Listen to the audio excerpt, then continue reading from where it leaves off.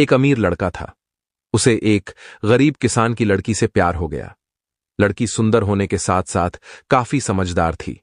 एक दिन जब लड़के ने उस लड़की को बताया कि वह उससे प्यार करता है और उससे शादी करना चाहता है, तो लड़की ने कुछ सोचने के बाद उस लड़के को शादी करने से इनकार कर दिया, क्योंकि वह गरीब परिवार से रिश्ता रखती थी।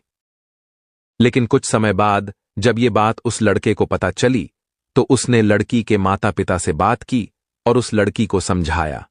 काफी समझाने के बाद वह लड़की मान गई और दोनों की शादी हो गई। शादी के बाद लड़का उसे बहुत प्यार करता था।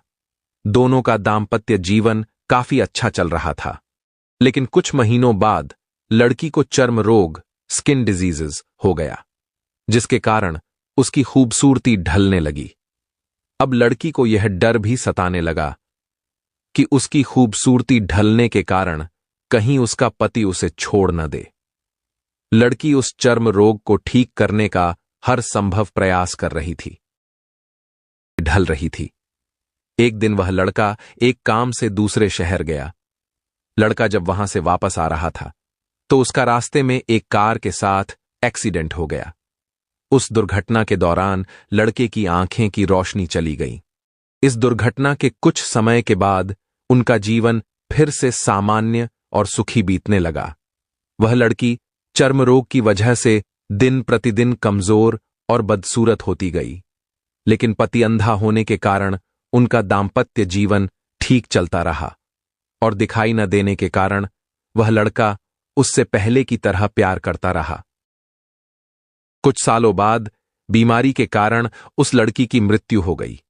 पत्नी की मृत्यु होने के बाद वह लड़का अंदर से दुखी हो गया और वह शहर छोड़कर जाने वाला था।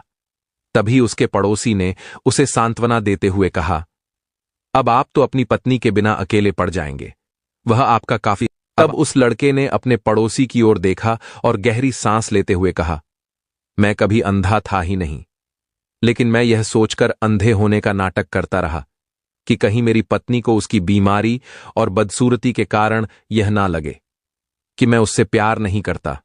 इसीलिए मैं इतने सालों तक बिना कुछ कहे हुए अपनी पत्नी की खुशी के लिए अंधा बना रहा। यह बात सुनकर पड़ोसी की आंखों से आंसू छलक आए और वह लड़का वहां से उठकर चला गया।